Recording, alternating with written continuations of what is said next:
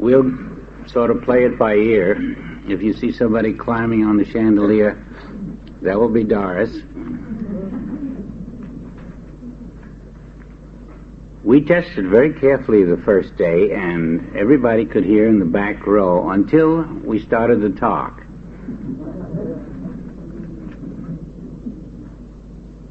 And then I saw a lot of adjusting of ears and that sort of thing. We have a lot of contraptions up here that amaze me with their ingenuity. But I think now it sounds just right, and I hope everyone has clear hearing from this point on.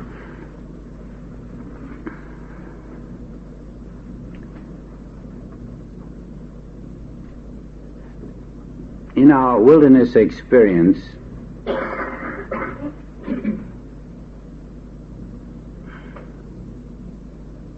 we are standing in a state of divinity,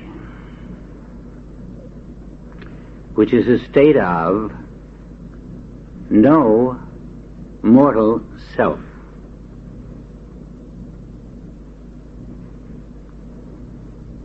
And in the state of no mortal self, we are not responding to the senses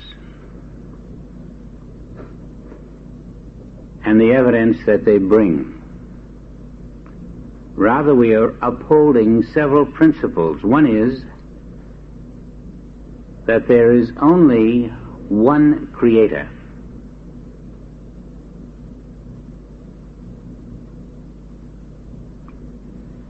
That there is only one body. That there is only one life.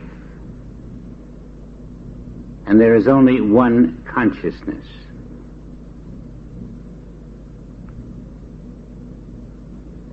When you bring these into one synchronized awareness,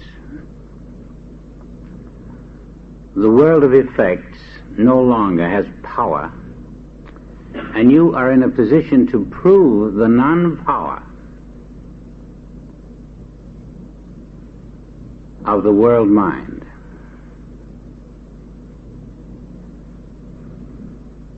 Now, a friend of mine decides that he's faced with bankruptcy. And his problem is, if I am to walk in the wilderness in a state of divinity and I am faced with bankruptcy, how do I reconcile the two? What do I do?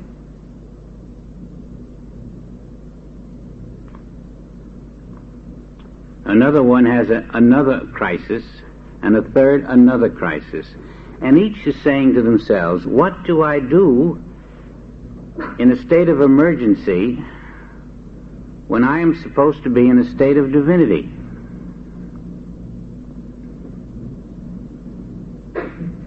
And that paradox must be answered. And that is going to be the first principle of your facing the wilderness on the 6th day.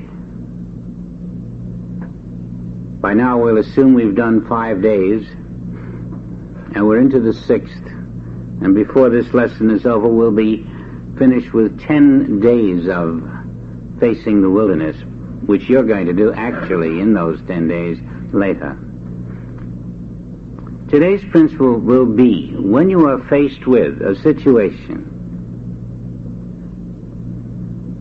that was not created by God, that is not happening in the one body, that is not happening in the one divine consciousness, and that is not happening in the one divine life, that situation is not happening. It is not happening. The bankruptcy is not happening. The other critical emergencies are not happening. And so what do you do when you face something that's not happening? you recognize that it is not of the one Creator, that it contains no divine life, that there's nothing for you to do about it but know the truth about it. And when you do this, you may be surprised to discover that that which is not happening slowly ceases to appear to be happening.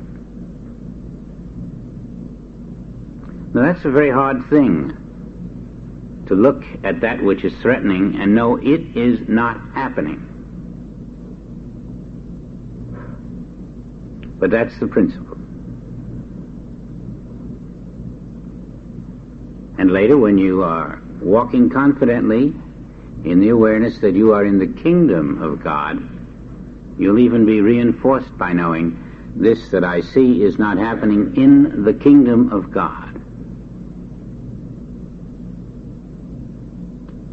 And so let's take a meditation now on it is not happening. And select that in your life which is disturbing, and apply the 4 principles to it. Was it created by God?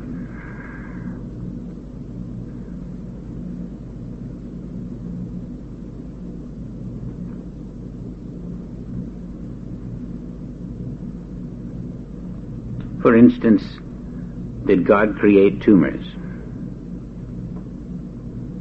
Did God create germs? Did God create limitation? Did God create the evils that we countenance in this world? And as we apply this simple principle to them, and our answer becomes a clear no, God did not create this, that, and the other, then your next question is, how can it be there? And again, you are then alerted to the world mind hypnosis, which placed something there that isn't there. And this is your yardstick to uncover what the world mind is doing. It places a situation before you, a condition, a power, a problem, a disturbance. But God didn't place it there, and therefore you're looking at something that is in the world mind being re-echoed within your mind. It is not there. It is not happening. And now be still about it.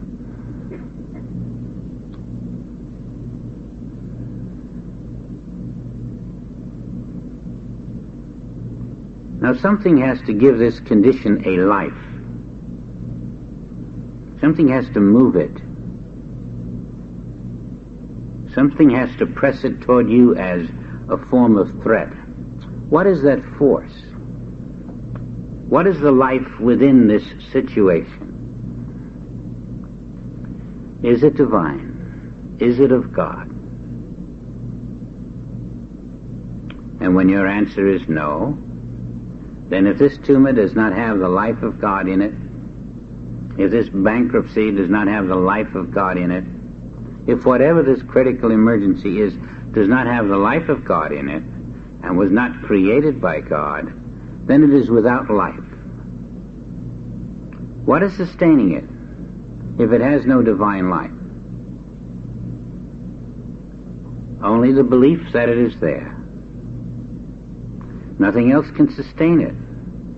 And why do you believe it is there? Because your senses report it is there. Now that's the nature then of walking in the wilderness. We do not believe our senses. Our senses tell us something is so, but if it does not pass the test of did God create it and does it contain the life of God, then our senses are lying. They are deceiving us. Again, I face the situation with the knowledge that it is not happening.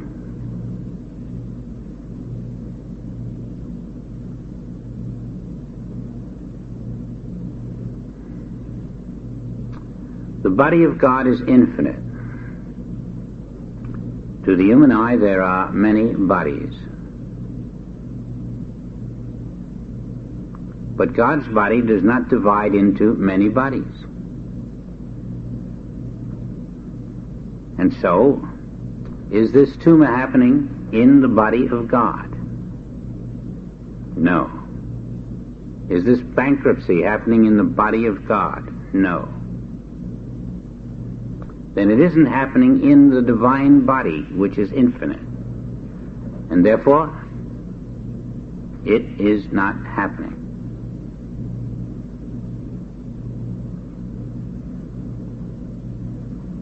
Where is this emergency happening? It's in the false consciousness of the world, not in the consciousness of God. But there is only one consciousness. Therefore, it is not happening in the one consciousness. It cannot be happening. Slowly you isolate those illusions of the world which seem to be external, which seem to be perilous, and which seem to contain within themselves the power of life and death. And you remove from them your belief that they have such power.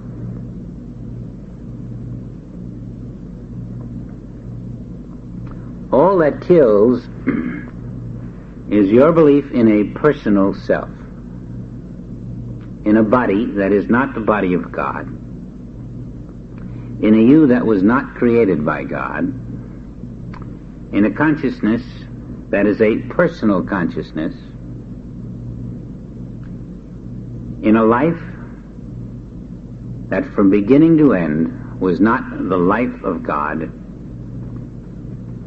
And you've been putting all of your expectancy, all of your hopes and dreams and ambitions into a life and a body that actually is not you.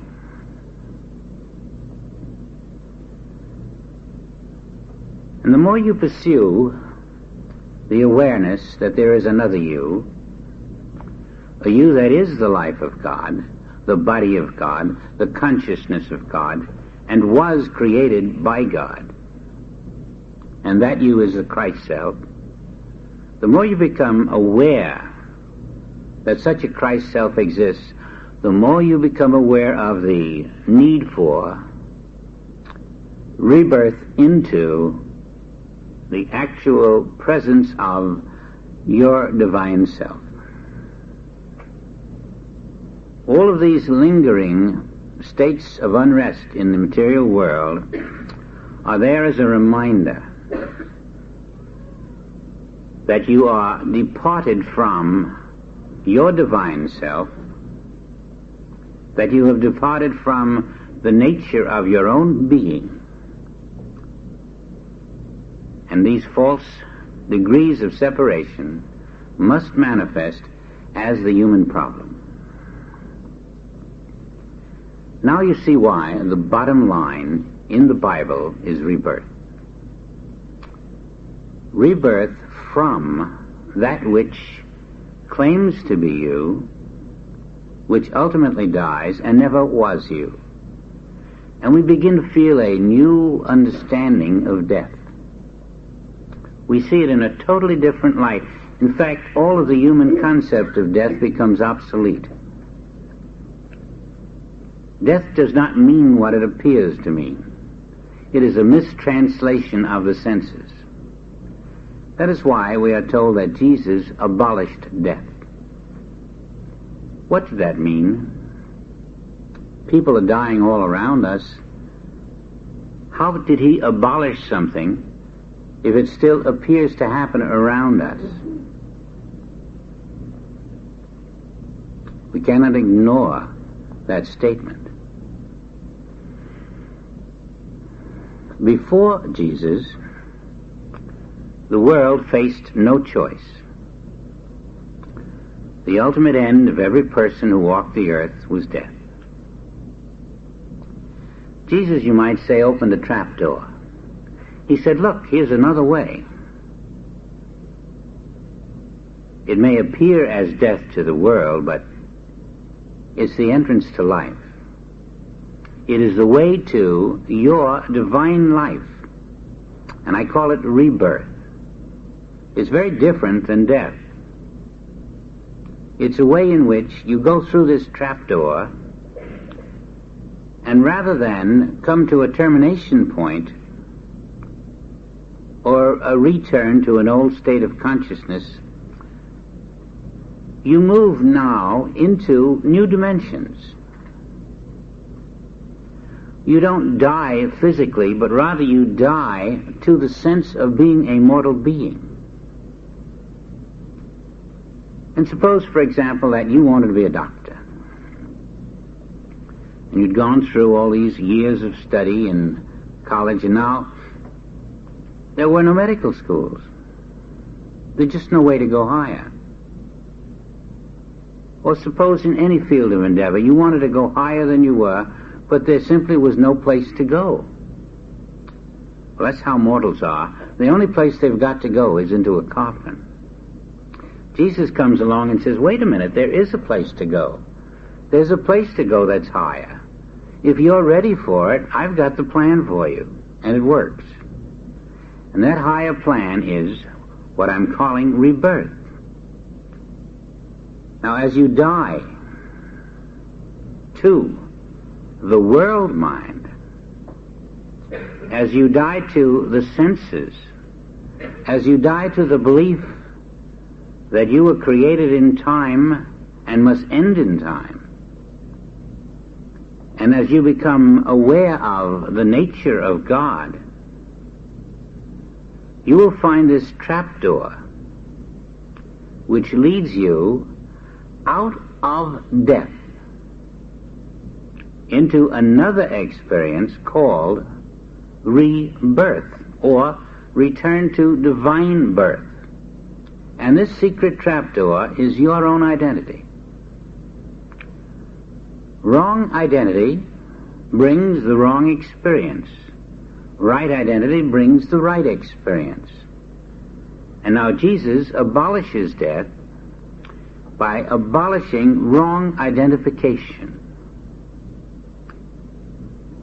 And so he says to his disciples, if you follow right identification, you will walk where I walk. You will do what I do. And you will transcend as I transcend. And in this return to your divine birth, you will discover that all of the evils in the world which had beset you existed only in the belief that there was a personal you. When that is gone, and you're not in a personal sense of life, you're still right there, but you're in your divine being, and the evils in the world have no place in you. Now, this is the trapdoor he opened for us, and it was his new concept of death which took the sting out of death and converted what we call death into an opportunity to rise into divinity on this earth. And that is why this class is so important. Finally, as a group, we are taking divine birth and making it our priority. We're not stopping along the way for lesser accomplishments. These will fall in line as we accomplish the main objective. The moment a measure of divine birth is part of your consciousness,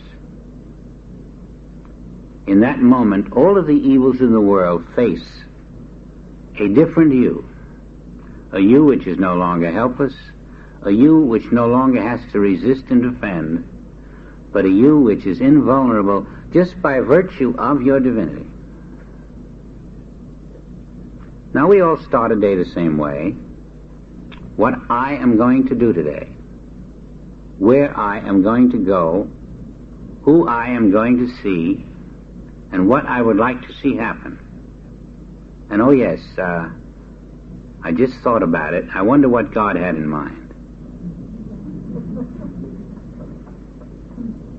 And then, when we find that we stumble, that's the time we really think about God.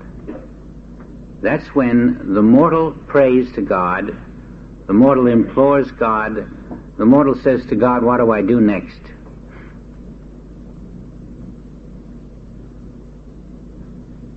But the divine self doesn't go through these human contortions. It is a direct expression of God. It doesn't make false moves. It doesn't move into a world. It moves in the kingdom. It doesn't strive to attain. It is.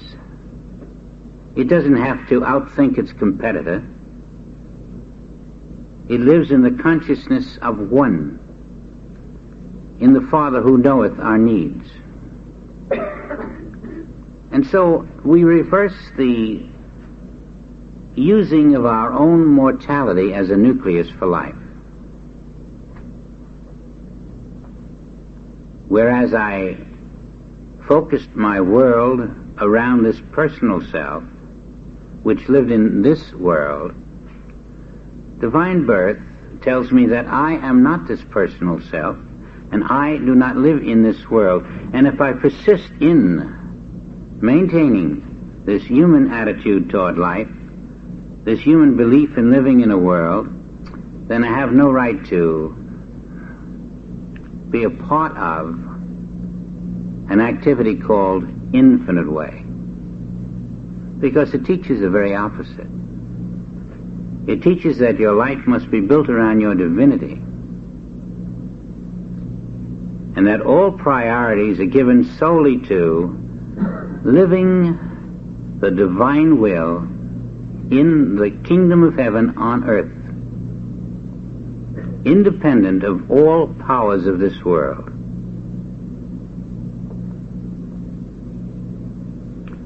Let's look now at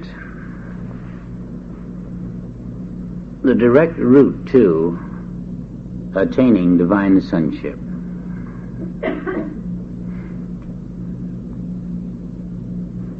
Are you accepting God as the creator of your universe? Or are you accepting the universe that God did not create? Where are you walking? Are you trying to accomplish what cannot be accomplished? Are you walking in one universe and seeking the help of God in another universe? Or are you walking in the universe of God? If you're in a mortal sense of self, you're making that universal error. The mortal sense of self cannot walk in the kingdom of God on earth. The mortal sense of self is not accepting God as creator, but rather is saying to the God who didn't create the mortal sense of self, be good to me and help me. All based on total ignorance. So let's remind ourselves that this which is not happening, these evils, these disturbances, these cataclysms, are not happening because I am standing in my divine self, which is invisible to human sense. That's where they're not happening. They're not happening in my divinity. They're not happening in my spirit. My spirit is not bankrupt. My spirit has no tumor. There's no threat to my spirit. And so if I live in a mortal sense of self, my defense is not to fight that which is trying to dominate my mortal sense of self, but to live not in that mortal sense of self. To live in and as my spirit.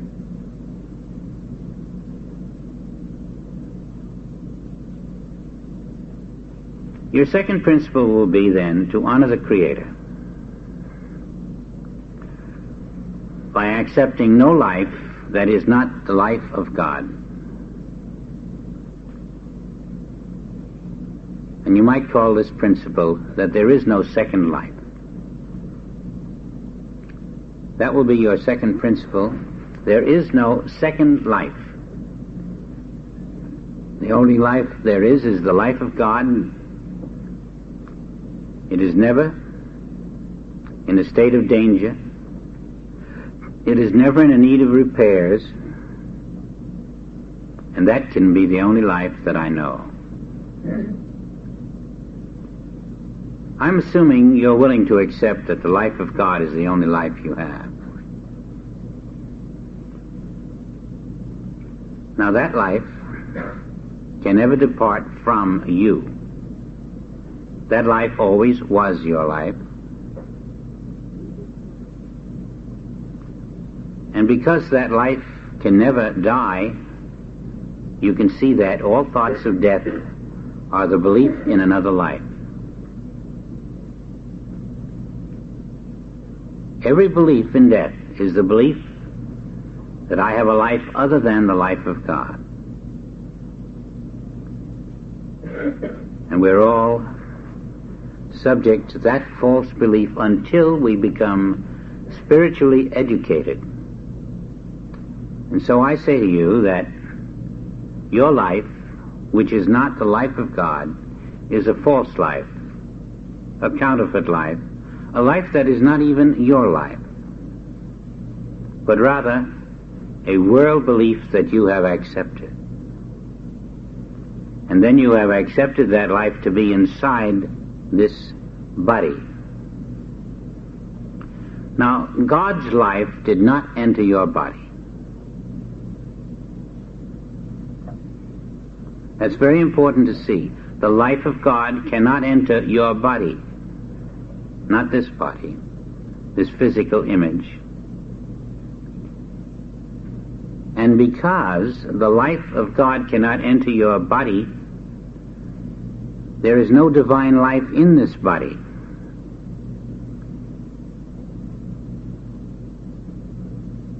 You are living in a life that has no divine life in it, in a body that has no divine life in it. And there is a seed of future problems. You cannot live in a body that has no divine life in it and escape problems, because only divine life is under divine law. And so every human being on this earth, living in a mortal body, is living in a body without divine life, for divine life never enters a mortal body. And that is a major problem for every individual on this earth. But it is not a problem when you make your adjustment from believing that the life within this body is my life. And that's a difficult thing to do now. The life within this body is not your life.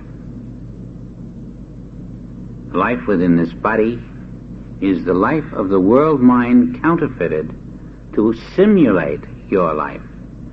And unfortunately, without any way of knowing this, we have all been born into such a belief and we have accepted it. And so we have lived in mortal bodies without divine life in them, and we have striven to know God aright, and we cannot.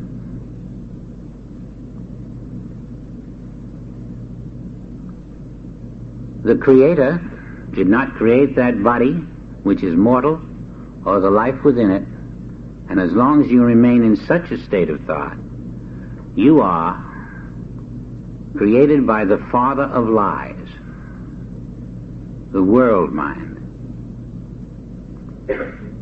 And in times of stress, you will discover that the father of lies does not stand behind you and protect the body which that father created, because that's a false father, a false creator. And it has no power to maintain the false sense of body which it has foisted upon humanity. All who have died that death of the false body have died it because they had not reached the level of awareness that divine self is their name. And so they went back in their rerun once more to try to find that divine life, that divine self, which we are coming to grips with in our determination to return to divine birth. Now let's look closely at the body which does not contain divine life and see there the seed of every human problem. How can a body without divine life face the conditions that appear around it and survive? The only weapons it has are the false weapons of the world mind. Weapons that crumble under stress.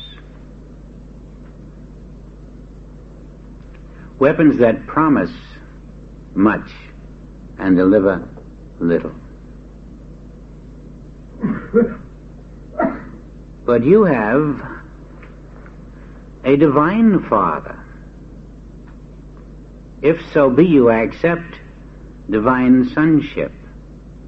If so be you are true to your divine life. If you take the time and the effort and the energy to find your divine life and to face your undivine life and know the difference.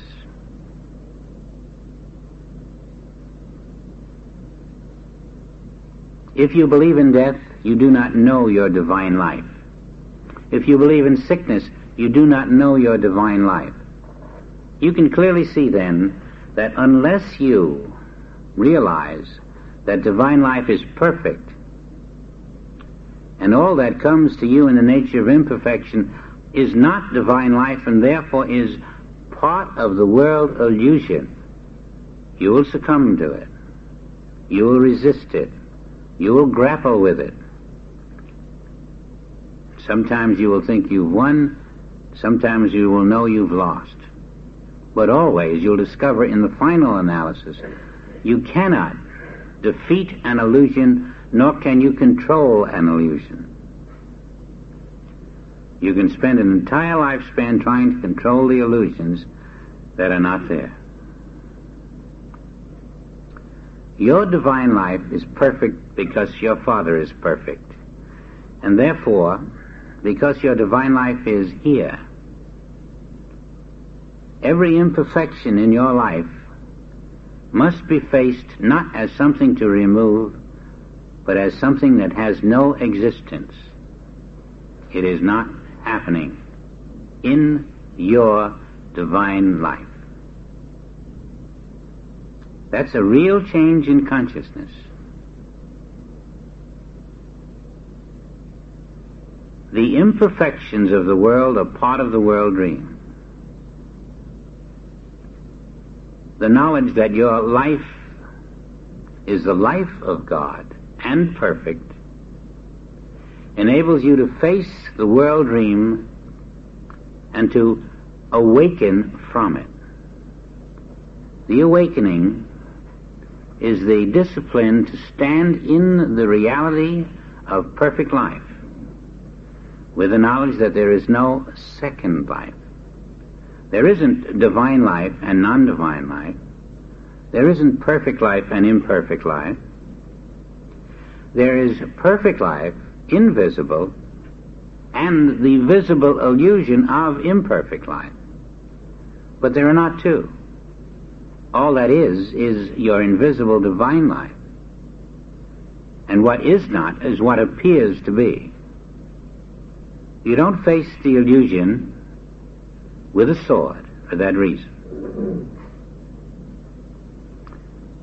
Because in using the sword on the illusion, you bring into play only the illusion of yourself. Very few people have attained the conscious awareness of the nothingness of imperfect life. But you can come to it by degrees, by seeing the illusion of mortality. The fellow coming at you with a gun, he's not there. The gun he's carrying is not there. But if you think they're there, they're going to shoot. If you are so developed that in your consciousness they are not there, your consciousness will manifest. That's the beauty of truth. Your consciousness of truth will manifest. Now, you may look at a whole nation at war, and don't mistake me, I'm not saying that your consciousness of the non-reality of war is going to turn a country into peace. But it's going to turn it into peace where you are concerned. The war of that nation is not going to disturb your divine life. And there's a lot of people who are going to go through the throes and illusion of death because they're not in the awareness of their divine life. But as you stand in your truth, divine life is my name, the life of God is who I am, you will find you are in the secret place, and it will not come nigh thy dwelling. That may seem selfish, but we all have to live by our consciousness. We cannot borrow someone else's, nor can they borrow ours. We have to develop our own consciousness and let it shine, and then those who are aware of it will be attracted enough to investigate the nature of your divine consciousness, your divine life, and that is how you will bless the world.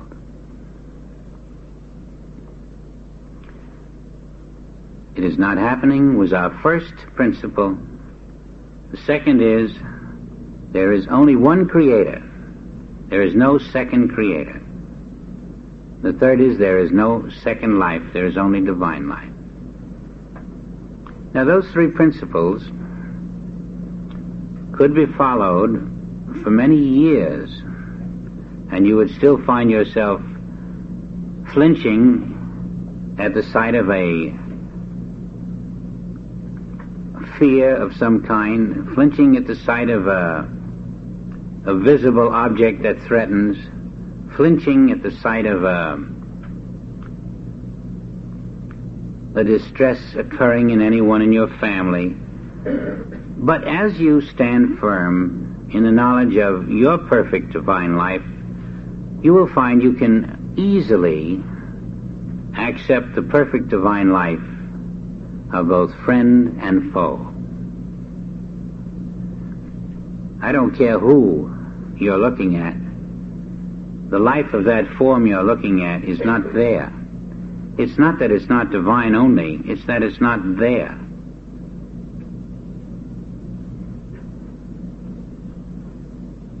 That person is not there. That essence that is there is the invisible divine life. And that invisible divine life that is there is the reason the Bible says we are entertaining angels unawares.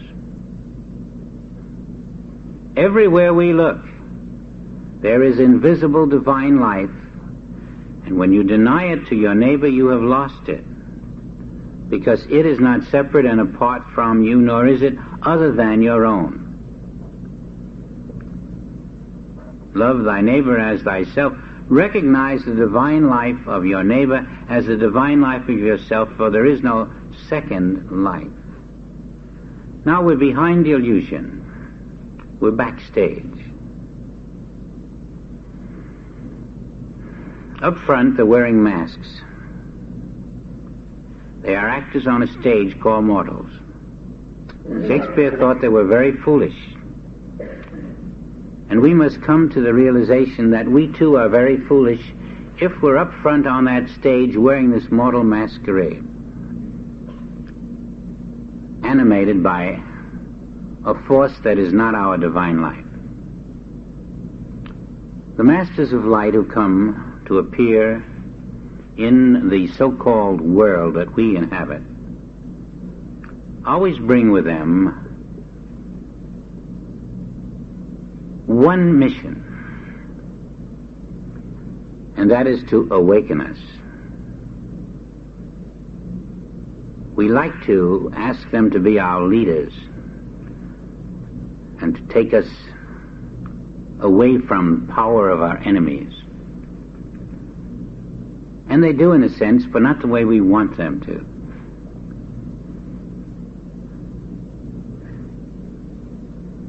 I think if you were a Hebrew in the days of Jesus, you would have done everything you could to persuade him to be your commander-in-chief. I think we would have offered him a lifetime pension if he would have accepted and just taken all those Roman tax collectors and sent them out of the provinces and said to Rome, that's the end of all this tax suppression. We owe you nothing. And there were many probably who wondered why this great healer refused to lead them against the oppressive power of Rome. And even today it is still unknown why he did not respond to their urging. Was he not the leader? Was he not a master? Was he not the Son of God come to lead man out of his captivity